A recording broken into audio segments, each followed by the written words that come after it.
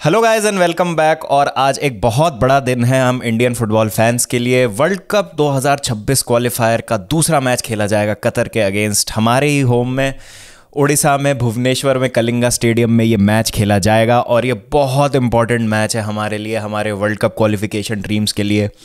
किस तरीके का ये मैच हो सकता है, किन चीज़ों का हमको ध्यान रखना है, उसकी बात करेंगे। लेकिन मुझे पता है अभी 2 दिन पहले हम जो क्रिकेट वर्ल्ड कप का फाइनल हारे हैं तो उससे बहुत ज़्यादा दुखी हैं हम सब लोग जो हैं बहुत ज़्यादा चाहते थे कि इंडिया क्रिकेट का वर्ल्ड कप जीते 2023 का। लेकिन कोई बात नहीं हो पाया। हमारी टीम ने बहुत अच्छा वहाँ पे परफॉर्म किया। लेकिन कभी कभी स्पोर्ट्स में जो है आपके लिए एक दिन जो होता है वो आपके फेवर में नहीं जाता और उस एक दिन पे ही जो है सारी चीज़ें आके टिक जाती है। तो हार्ड लक है, लेकिन अब हमको हमारा जो अटेंशन है वो क्रिकेट से फुटबॉल पे शिफ्ट करना। और जिस तरीके से हमने हमारी इंडियन क्रिकेट टीम को सपोर्ट किया है उसी तरीके से हमें इंडियन फुटबॉल टीम को भी सपोर्ट करना है और होप करना है कि वो भी अच्छा खेले, अच्छा परफॉर्म करे, और वो कर सकते हैं। और ये मैच बहुत ज़्यादा इंपॉर्टेंट है हमारे वर्ल्ड कप क्वालिफिकेशन के लिहाज से। तो ये second round of world cup qualifier चल रहा है और यहाँ पर अगर हम हमारे ग्रुप की बात करें तो हमारे ग्रुप में हमारे अलावा 3 और टीमें हैं जो हैं कतर, कुवैत और अफगानिस्तान। तो यहाँ पर हमने पहला मैच कुवैत को हरा दिया था कुवैत के होम में और 3 पॉइंट हासिल कर लिए थे, जो कि एक बहुत ही बड़ा रिजल्ट है। यहीं पर कतर 8-1 के बड़ी स्कोर लाइन से अफगानिस्तान को हरा के आ रही है। और कतर, जैसा हम सब जानते हैं, फीफा 2022 के होस्ट नेशन थे और काफ़ी टाइम से कतर बड़े लेवल पे, अच्छे लेवल पे फुटबॉल खेल रही है, बड़ी बड़ी टीमों के अगेंस्ट फुटबॉल खेल रही है। हमसे ज़्यादा एक्सपीरियंस्ड है वो अगर हम इंटरनेशनल फुटबॉल की बात करें। लेकिन ऐसा नहीं है कि कतर के अगेंस्ट हमारा प्रदर्शन अच्छा नहीं रहा है। अगर आपको याद हो तो लास्ट वर्ल्ड कप क्वालिफायर्स में भी हम कतर के अगेंस्ट खेले थे और एक उस कतर साइड के अगेंस्ट जो कि बहुत अच्छी फुटबॉल खेल रही थी उस टाइम और बहुत हाई प्रेसिंग फुटबॉल खेलते हैं, वो बहुत इंटेंसिटी से खेल रहे थे उस टाइम, उनके होम में जाके ड्रॉ लेके आए थे। और फिर जब रिवर्स फिक्सचर हुआ था उसमें हमको बहुत ही एक नैरो हार का सामना करना पड़ा था जो हमारे होम में हुआ था। तो ऐसा नहीं है कि कतर के अगेंस्ट जो है हमारा अच्छा नहीं रहा है रिजल्ट, हमने अच्छी फुटबॉल खेली है। और अभी क्योंकि मैं कहूँगा चीज़ें पहले से ज़्यादा सेटल्ड है, स्क्वाड जो है अच्छी शेप में है। पिछला हमारा 1 साल अगर हम इंडियन फुटबॉल की बात करें तो बहुत अच्छा रहा है, स्पेशली 2023 उस लिहाज से बहुत अच्छा रहा है। कुछ हमारे रिजल्ट्स बहुत अच्छे रहे हैं, कुछ परफॉर्मेंसेस बहुत अच्छी रहे हैं, कोच ने बहुत अच्छा काम किया, टीम की जो केमिस्ट्री है वो विजिबल है। और अगर मैं कतर वाले मैच की बात करूं तो प्लेयर जो है प्रॉपर फिटनेस में लग रहे हैं। उससे पहले एशियन गेम्स में हमने देखा था कि जो प्लेयर्स खेलने गए थे वो शायद उस लेवल पे नहीं थे जिस लेवल पे बाकी टीम्स थी।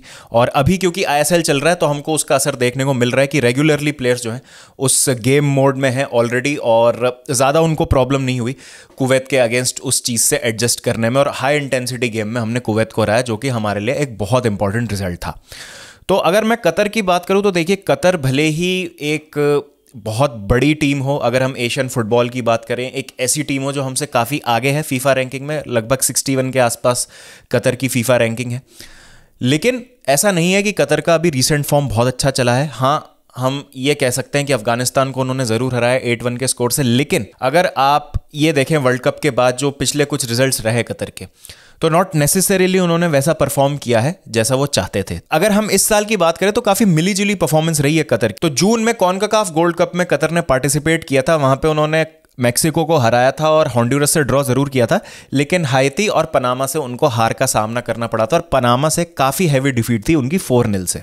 और अगर हम उसके अलावा बात करें तो उन्होंने रशिया से ड्रॉ ज़रूर खेला, लेकिन उन्होंने केनिया और ईरान से हार का सामना किया है और इराक से वो पेनल्टीज पे जीते थे। और अगर आप लोगों को याद हो तो हमने भी बहुत एक क्लोज मार्जिन से इराक से मैच हारा था, एक ऐसा मैच जिसमें रेफरिंग डिसीजंस की वजह से, किंग्स कप में जो मैच हुआ था हमारा और इराक का, उसमें रेफरिंग डिसीजंस की वजह से इराक को जो है मेरे हिसाब से ड्रॉ करने का मौका मिला था वो मैच, और पेनल्टी शूटआउट पे अनफॉर्चुनेटली हम वो मैच उनसे हार गए थे। और ऐसा बिल्कुल नहीं है कि कतर अगर हमसे ज़्यादा बेहतर रैंक पे है, अगर उनके पास हमसे ज़्यादा एक्सपीरियंस है तो इसका मतलब ये है कि वो हमसे हार नहीं सकते या हम उनको हरा नहीं सकते, हम उनके अगेंस्ट अच्छा खेल नहीं सकते। ऐसा बिल्कुल नहीं है। अगर आप पिछले मैच की बात करें, भले ही हमारे 2-3 प्लेयर्स जो हैं इंजरी से बाहर हैं और अनअवेलेबल है, जैसे Jackson is a huge miss in my opinion, और उसके बाद हम अनवर अली की बात करते हैं जब हम बेस्ट सेंटर बैक जिनकी बात करते हैं तो वो नहीं है। लेकिन उनके अलावा अपुया जिस तरीके से खेले, उनका कमबैक हुआ टीम में, राहुल भेके जिस तरीके से सेंटर बैक खेले थे लास्ट गेम में, आकाश मिश्रा की बहुत ही बेहतरीन परफॉर्मेंस थी फुल बैक में।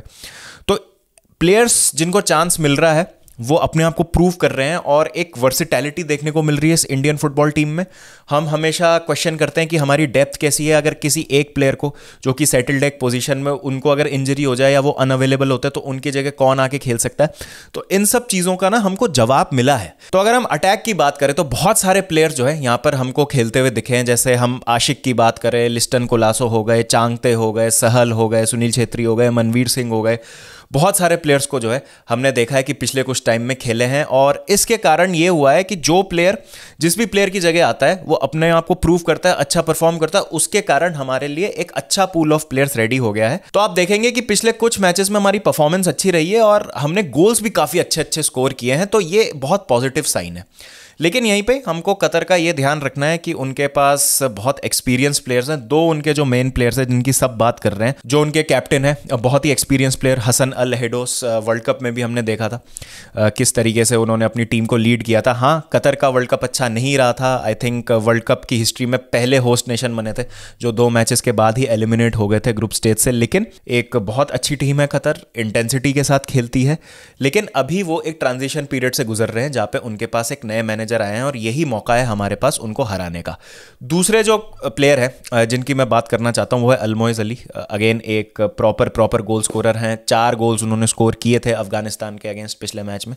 तो ये 2 प्लेयर्स हैं जो I think players to watch out for होंगे कतर के हिसाब से, और हमको बहुत ज़्यादा एस्ट्यूट रहना होगा। और हमने किया भी है ये। जो टीमें हमको प्रेस करती हैं ज़्यादा और जिन टीम्स के अगेंस्ट पोजेशन जीतना बहुत ज़्यादा मुश्किल होता है और हमको पता है कि हम उनको उनके गेम में बीट नहीं कर सकते, हमको उनका प्रेस बीट करना है और उनको काउंटर पे हिट करना है हमारे पेस के साथ, तो हम उस चीज़ में कामयाब रहे हैं पिछले कुछ मैचेस में। तो हमारी जो स्ट्रेंथ रही है, जो हमारा शेप है और जो हमारी कॉम्पैक्टनेस है, उस पर हमको ध्यान देना है कि बिल्कुल भी जो है हम यहाँ पे चांसेस कंसीड नहीं कर सकते कतर के अगेंस्ट। फाइनल थर्ड में उनकी क्वालिटी हमसे बेहतर होगी, जो भी उनको चांस मिलेंगे हमको मानना होगा कि वो चांसेस को कन्वर्ट कर सकते हैं। तो आपको जो है बहुत ज़्यादा ध्यान रखना है कि आप इजी चांसेस जो हैं वो कंसीड ना करें कतर के अगेंस्ट, और डिसिप्लिन आपको दिखाना होगा। किसी भी सेकंड आप स्विच ऑफ नहीं हो सकते और आपको जो है थोड़ा सा उनको डराना भी पड़ेगा जब बॉल आपके पास आए। काम और कंपोज्ड आपको रहना पड़ेगा, वाइड चैनल्स का बहुत अच्छा इस्तेमाल करना पड़ेगा जो हमने लास्ट मैच में भी किया था, और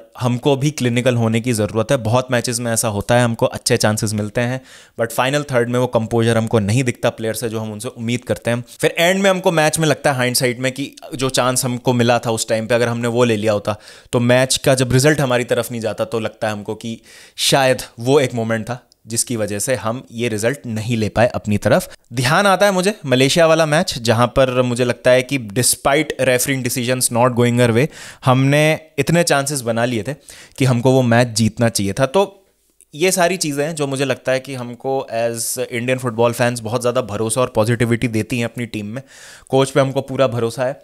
एक जो चीज़ जिसकी मैं उम्मीद करता हूँ जो मुझे क्रिकेट वर्ल्ड कप फाइनल में नहीं दिखी थी वो है कि क्राउड का सपोर्ट आज बहुत ज़्यादा गजब होने वाला है, और जिस तरीके से हम इंडियन फुटबॉल को सपोर्ट कर रहे हैं और फैंस ज़्यादा से ज़्यादा पहुँच रहे हैं इंडियन फुटबॉल टीम के मैचेस देखने के लिए, काबिल तारीफ़ है। और जिस तरीके से हमको पिछले मैच में भी सपोर्ट मिला था तो बहुत अच्छा लगा है देख के कि अभी तक जहाँ भी हमारी इंडियन फुटबॉल टीम खेलने गई है, चाहे घर में खेल रहे हों चाहे बाहर किसी कंट्री में खेल रहे हों, फैंस जो है पूरे जोश के साथ उनको सपोर्ट कर रहे हैं। और आज भी हमको ये करने की ज़रूरत है, बिकॉज क्राउड का जो एक प्रेशर होता है वो आप माने चाहे नहीं माने कहीं ना कहीं रोल प्ले करता है, और फुटबॉल एक ऐसा स्पोर्ट है जिसमें क्राउड हमेशा 12th मैन का काम करेगा। तो मुझे लगता है कि ये मैच हमारे लिए बहुत ज़्यादा बड़ा होने वाला है। तो इसके बाद देखें, अगर हम वर्ल्ड कप क्वालिफायर्स की बात करें तो बीच में एशिया कप है, और एशिया कप के जो बाद होगा वो आपका next round of world cup क्वालिफायर्स खेला जाएगा, जो आप सीधा मार्च में खेलेंगे अपने 2 मैच अफगानिस्तान के अगेंस्ट। तो उस लिहाज से इस मैच में किसी भी तरीके का एक रिजल्ट आ जाता है, चाहे ड्रॉ ही हो जाता है, हमारे लिए बहुत ज़्यादा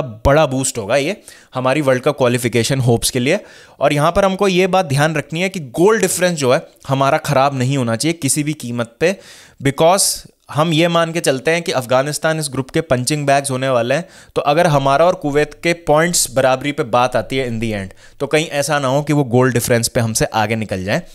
तो ये एक बात है कि नेक्स्ट गेम के लिए जो है हमको बिल्कुल रेडी रहना है, और कुवैत को तो हम अपने होम में टारगेट करेंगे हराने के लिए। हमने उनको सैफ चैंपियनशिप के फाइनल में भी हराया था। लेकिन मुझे लगता है कि कतर एक ऐसी टीम है जिसके अगेंस्ट हमको बिल्कुल भी जो है ऐसे नहीं सोचना चाहिए कि ये आउट ऑफ रीच है या इनको हराना जो है वो बहुत ज़्यादा मुश्किल है। हाँ, मुश्किल ज़रूर है बट नामुमकिन नहीं है, मैं ये कहना चाहता हूँ। और पिछला जो आप फॉर्म, जैसा मैंने कहा, आप कतर का देखेंगे तो आपको बिल्कुल भरोसा आएगा और हमारी टीम जो है वो अच्छा खेल रही है। तो इतना स्ट्रेट फॉरवर्ड नहीं होने वाला ये जितना लग रहा है। तो प्रिडिक्शन की अगर मैं बात करूँ तो I think India is going to make all of us proud, और मैं यहाँ पे जा रहा हूँ एक 1-0 इंडिया विक्ट्री के साथ। एंड लेट्स होप यार कि boys go out there, express themselves, और क्राउड जो है पूरे जोश के साथ सपोर्ट कर रही हो हमारी टीम को। कतर का एक खराब गेम हो और हम ये जो है मैच जीत जाएं, और ड्रॉ भी होता है अगर, तो भी बहुत बढ़िया बात होगी हमारे लिए। 2 मैच में 4 पॉइंट हो जाएंगे, उससे बढ़िया बात कुछ हो नहीं सकती। और हमारे लिए third round of world cup क्वालिफायर्स में भी जाना इसलिए बहुत ज़्यादा ज़रूरी है क्योंकि अगर आप थर्ड राउंड में जाएंगे वर्ल्ड कप क्वालिफायर के, तो चांस तो है ही आपके लिए डायरेक्ट क्वालिफिकेशन का 2026 फीफा वर्ल्ड कप के लिए। आपके अलावा 5 टीम और होंगी उस ग्रुप में, तो इसका मतलब ये है कि 5 बहुत अच्छी एशियन टीम्स के अगेंस्ट आपको 2-2 मैच हर टीम के अगेंस्ट खेलने, तो एक्सपोजर बहुत मिलेगा। तो 10 मैच जो हैं आपके एलीट लेवल टीम्स के अगेंस्ट होंगे, तो बहुत ही ज़्यादा वैल्यूबल एक्सपोजर और एक्सपीरियंस प्लेयर्स को यहाँ पे मिलेगा। तो उस लिहाज से भी नेक्स्ट राउंड के लिए हमारे लिए क्वालिफाई करना बहुत ज़्यादा ज़रूरी है।